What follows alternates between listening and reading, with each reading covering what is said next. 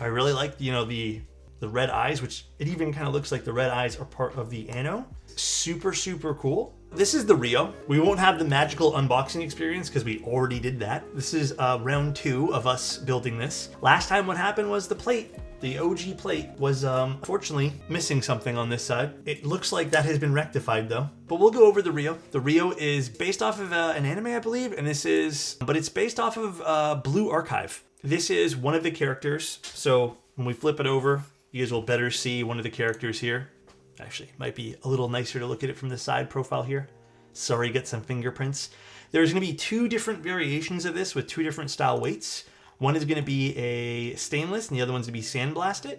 Prices differ. Actually, let me quickly convert the HKD to USD again for you guys. So about $360 to start. We'll just say $350, $360. And then I believe it's going to go up to $410. Rough translation, or I guess conversion. I have already said this. I think this is a really cool weight design. I really like, you know, the red eyes, which it even kind of looks like the red eyes are part of the ano. And then we got some infill for the white. This is super, super cool. I think this would translate better on the sandblasted version though. I don't think I particularly love the stainless steel, like the polished version of this, but this is a really, really fun weight. Love the colors of this board too. This apparently will be RGB. So apparently this is going to be a bit translucent, which is really cool. But yeah, Kibu production wise, I mean, they killed it with this as per usual. And this is designed by Typo Works. Very, very awesome. Yeah, gorgeous looking keyboard though. Love the thin side bezels, the chunkier forehead and chin. Always my style, always my vibe, dude. You know, love that. It's also going to come in a WinKey or Win keyless variant. It has a 17.5mm front height, 7-degree typing angle. Love it. It's gonna have some different plates. We're using polycarbonate today. Really, really cool. Side profile is, I'd say, pretty. It's not quite as like curvy or in-depth as some other boards I've seen recently. Let's see if I can focus properly here. But it definitely has some character with a nice little curve and then some dimension when you start to kind of look at it from different angles here. And I do like how the weight extends to the back over here. I think that is really, really, really pretty. Oh, there's a PC version of it. Okay, so maybe I don't have the PC badge then. But there is a PC badge because I saw someone else build this. Very cool PCB. This is the hot swap variant with pretty good compatibility, I'd say. But look at this PCB. I love when people do something extra with the PCB. Ribbon cable might be a bit divisive for some people, but I mean, I don't mind it personally. And then in terms of vendors, I think it's just Kibu, and I think there's maybe one other vendor. Yeah, Keycaps, which is also worldwide. But yeah, it's a very cool keyboard. I like the design of this. This might be the first time that I think Kibu has done more of an open group buy for this, which is fun. Shipping is a bit pricier, although I mean, like, to be expected these days. So right away though, I want to say this because I feel like it's just so important for us to keep bringing this up now. This is going to be a board for someone who appreciates perhaps this particular character. This is probably going to be a board for someone who wants something a bit more anime inspired, maybe not even for this particular character. This might also be for someone who wants just a, you know, maybe they just like the vibe of this and they want more of a premium feeling 65. That's who it's obviously going to be for. And just so we can kind of like negate some of the comments later on, or maybe this is just for like a full video later on too. Comparatively to other boards, like, the value here is primarily going to be found in, you know, Kibu has a great repertoire in the hobby for a vendor. And then we have Keycaps, who's done pretty well. Some hiccups along the way with Keycaps. I love you, Frether. Sorry, but, you know, just keeping it a buck. We also have, you know, just premium ano that went into this. Is it going to be different than something like the stuff you find on some of the QK stuff? You probably will find the same, like, if you're just kind of casually into keyboards, you'll probably think they're the same quality. Again, that's where the value is going to be. You're going to get a premium design from a small designer, maybe a bit more of a smaller batch product. Not everything is going to line up for you as an individual, just like not everything lines up for me. It's just not pushing in all the way, as you guys can see. It just won't push in. I don't think it's the hot swap socket itself. It looks like there's room. It could be something about the plate. It could also be something about the PCB, like alignment holes over here where the plastic ones would go. It's just this particular one over here. I guess the number 1 key is not pushing in right now, and I'm not exactly sure why. Been waiting for this board. Feels bad it's not working out. I mean, we can still build it with this, but you know what I want to see? I might have to use a switch and test it here. Let me try a different switch. Let's just try milky yellow. I know milky yellows are even tighter, but something on this is getting caught. Looks like the plate is under some sort of tension there.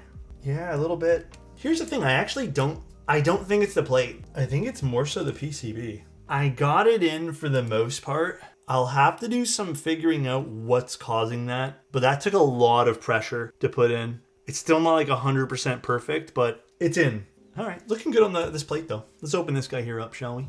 All right, so I have I mean, obviously we just had the plate get fixed before, but I would suggest the team to look at the plate maybe 1 or 2 more times, just really give it another run through at the plate here, because it's a beautiful board and I would hate for this just to have like a headache of plate problems and PCB problems for this.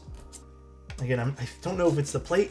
I have a feeling it's the PCB, but the weight list, it's so nice, the weight, yeah. So this is where, okay, so this is not one of them, but there is a polycarbonate blocker that would have the eye over here light up, which I think is really cool. It's kind of cool, but this is not the one with the polycarb. This is just an aluminum badge. We have our daughter board connected with a ribbon cable, which might be hit or miss for some people. I get why ribbon cables need to be used. I'm still not the biggest fan of ribbon cables though. So, and this is going to be a top mount board. The mounting points are avoiding the space bar for the most part. I still would have actually, I'm not going to judge it yet actually. So maybe I'll hold whether it's good or bad. I do like this though. I have to admit, this is I just like this chunk of aluminum with this stainless steel back. Looks good, dude. Oh, I have a feeling I'm really going to like this board. A good old classic top mount done right is really hard to beat. All right, what do you guys think? Very, very cool. And then here's the back of the board. So again, if you guys are interested in this type of, like this anime, which is Blue Archive, it's pretty cool. Like, again, I think I would have went with Sandblast it myself. It looks really good. It's a nice looking board. Again, I've never consumed any Blue Archive content at all. So this is just me taking a look at the board here. Before we type on this, other than some mishaps with the plate, which is, I mean, it's a prototype that's bound to happen. It's a pretty simple board. Like, it's a top mount. It's at a very premium price point. The stainless option over here, the polished option, is beautiful. It's excellent quality. Is this worth your $300, $400, I should say? About $400 with shipping in some cases before taxes. This is gonna have to speak to you from a visual aspect. And that's really about it. The mounting on the internals, it's a tried and true top mount. I can already tell you, I feel like this is going to be a good one. If this speaks to you on that level, if you really like it, then maybe this is a great pickup. But it is a beautiful looking keyboard. It's nice and simple. Some people might not like this style, but I like it. And let's try it. It's not MX Toys. It's Hyperglide, Cherry Hyperglides on a plastic plate, a PC plate.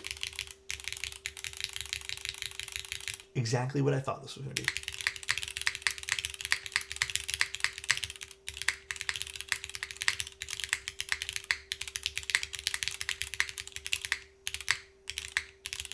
I think that's the Hyperglides. You guys know how I feel about Hyperglides in general. They're a little bit more glassy, thinner sounding type thing. That's always been Hyperglides. That's why I like MX2A's a bit more. It sounds really good. Yeah, these particular switches, I will admit, they're a little bit thinner. It's exactly what I thought this was going to sound like though. I think the overall tonality is there though. It's a nice top mount. It's comfortable to type on. I think the front height's perfect and the type angle is great as well. I don't think it's smacking. I really just think that here. Let me just pop in a milky yellow at this point here. I just really think it's the way that the client, because these are not modded by me. I did not mod these. These are a Hyperglide that I feel like are a bit on the thinner side. A little bit lighter in lube as well. Let me get a better switch puller for this. It's a bit of a thinner case to get in. One sec, guys. Yeah, I can try a vintage switch for you guys too. Let me see what I got in here. Okay, here, we'll put a vintage in. See how different that is?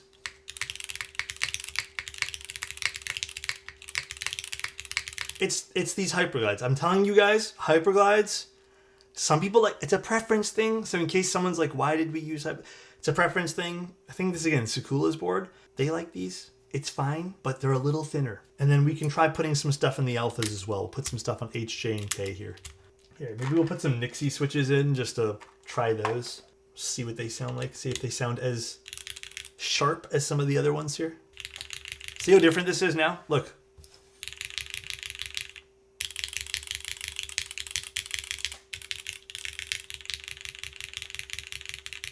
The switches are a little bit on the brighter side for sure.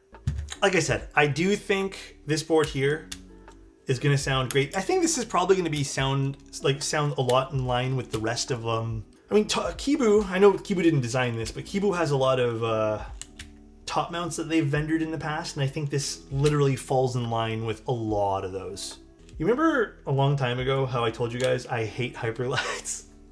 I just never liked using them. Like, you'd have to really mod these in a very particular way. This is exactly why I don't like hyperglides. They're too thin. They're just not like my cup of tea. And that's totally fine. They could be someone else's cup of tea, but I'm not keeping this. Like I said, they're just letting me take a look at this today. This is not my board. But if you guys were interested in it after taking a look at it today, again, very simple, bit more over the premium price point. You're really paying for the design here. It's not a complex design by any means. It's a good quality finish on everything. I do find most of the stuff that comes from Kibu as a vendor, you're paying premium for it. Kibu's always had good stuff, and I think that's primarily where your money's going to be going. Making sure you get something super premium from a pretty valid vendor. But like I said, if you guys aren't interested in something like this, there are plenty of other 65s in the market. You're really just paying a premium for what feels like this character, the quality of this, and I'd say a very good top mount, like a very solid top mount system here. Definitely think that the polycarbonate plate or anything plastic is 100% the way to go. I also think going to sandblast is a lot nicer, but it is a cool board. I do also like the one little standout thing I can say is I like the little eye over here on the blocker. I think this is really cool. I think the polycarbonate one would be even cooler. So I do think though, little note, there should be a light blocker, because when you pop this in, there is a lot of light bleed, and I feel like at this price point here, in a lot of ways, kind of unacceptable. I know it's not everyone's, like, it's not the biggest deal for everyone here, but literally it's a piece of foam that you could probably just use as a square that they should include to kind of block some of that light from bleeding out. Would make the whole keyboard, to me, feel a bit cleaner, but again, maybe mileage may vary for some people. Bye everybody, love you, see ya.